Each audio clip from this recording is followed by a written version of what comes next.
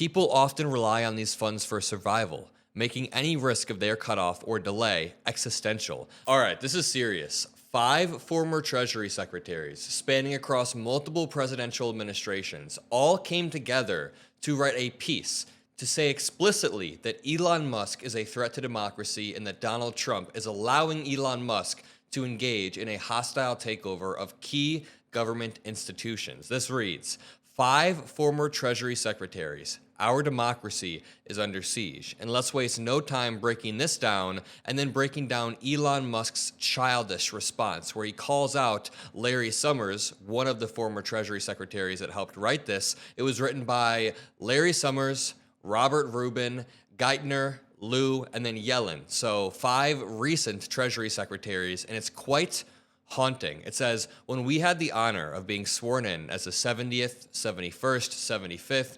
76th, 78th Secretaries of the Treasury, we took an oath to support and defend the United States Constitution. Our roles were multifaceted. We sought to develop sound policy to advance the president's agenda and represent the economic interests of the United States on the world stage. But in doing that, we recognize that our most fundamental responsibility was the faithful execution of the laws and Constitution of the United States. And they're getting somewhere. They're getting somewhere with this. We were fortunate that during our 10 years in office, no effort was made to unlawfully undermine the nation's financial commitments. Regrettably, recent reporting gives substantial cause for concern that such efforts are underway today. And here's where it gets serious. The nation's payment system has historically been operated by a very small group of nonpartisan career civil servants. In recent days, that norm has been upended, and the roles of these nonpartisan officials have been compromised by political actors from the so-called Department of Government Efficiency. One has been appointed Fiscal Assistant Secretary, a post that for the prior 8 decades has been reserved exclusively for civil servants to ensure impartiality and public confidence in the handling and payment of federal funds. And just to take a pause and add some analysis, Elon Musk keeps engaging in this incredibly transparent tactic of undermining an institution, creating pure conspiracy theories about it, and then using those conspiracy theories to justify stripping that agency or nuking that agency entirely. A really good example is today we learned that Donald Trump is trying to completely eradicate the Consumer Financial Protection Bureau. And this is important because this press release from the White House shows you the playbook of Elon Musk and Donald Trump perfectly. They create a boogeyman and they try to tear down any institution that works to protect regular people from corporate abuse. They say that it's wasteful and woke, and then they use those attacks to dismantle the institution. Just read this post about the CFPB, which was created to help protect people against predatory deals.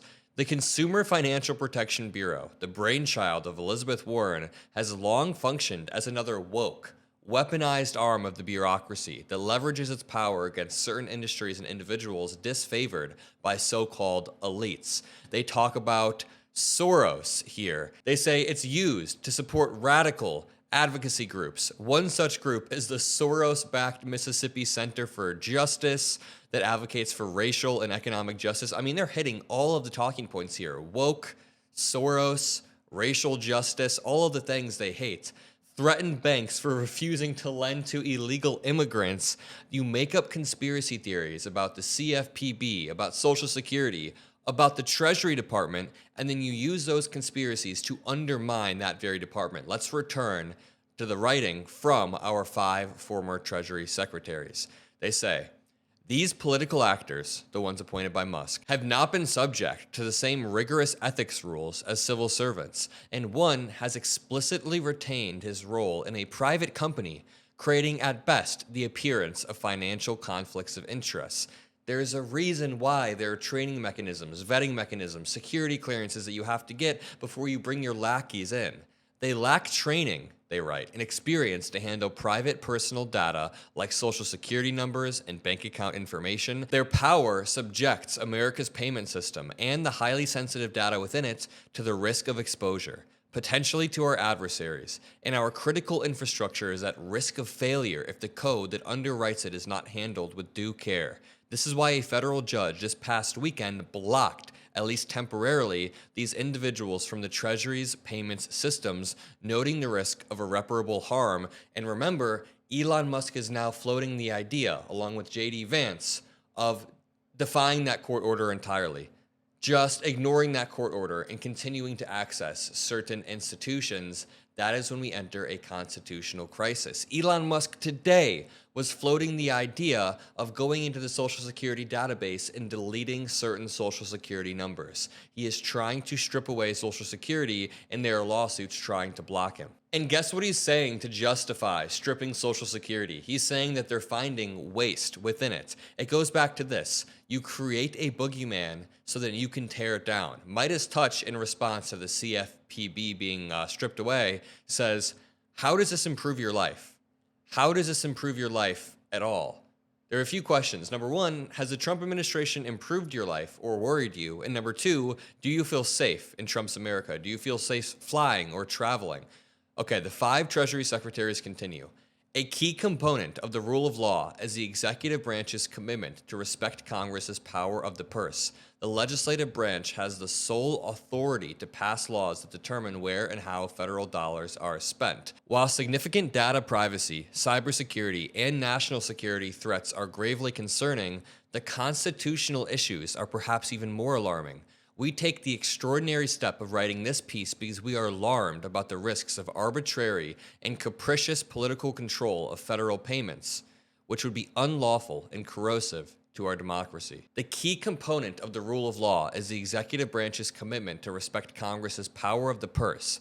The legislative branch has the sole authority to pass laws that determine where and how federal dollars should be spent.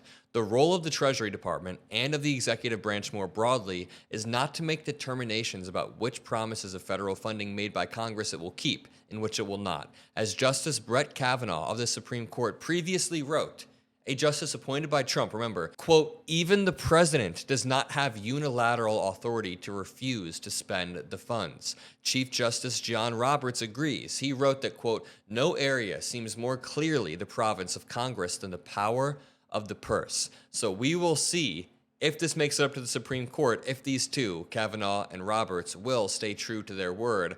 The Treasury Secretaries continue.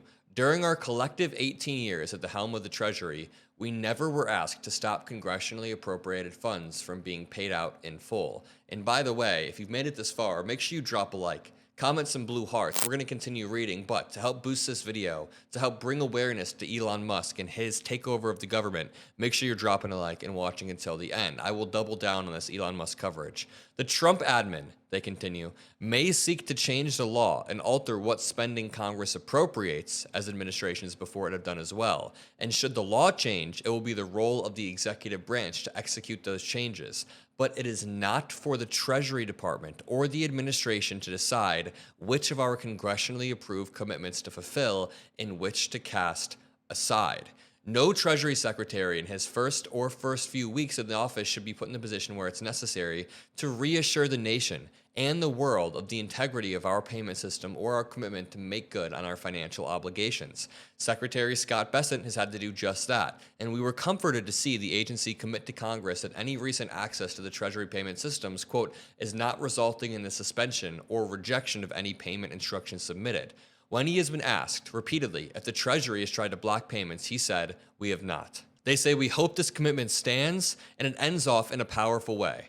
People often rely on these funds for survival, making any risk of their cutoff or delay existential. But even more than the importance of making goods on particular commitments is the importance of making good on the principles that this country stands for. And remember, there is a pattern for doing stuff like this in the past. It's not a new playbook to try to unilaterally dismantle institutions. It's been used by oligarchs, by autocrats in the past. Even Richard Nixon, back in the 70s, tried to unilaterally defund congressionally approved programs, and Congress had to challenge it, and the Supreme Court ruled against him. In Russia, Putin did the exact same thing. He systematically stripped power from government agencies that were meant to check his authority, and then he put his own loyalists in place. In Hungary, Viktor Orban has done the same thing, and Trump always talks about how much he looks up to Viktor Orban. So allowing Elon Musk and Donald Trump to do this without any sort of pushback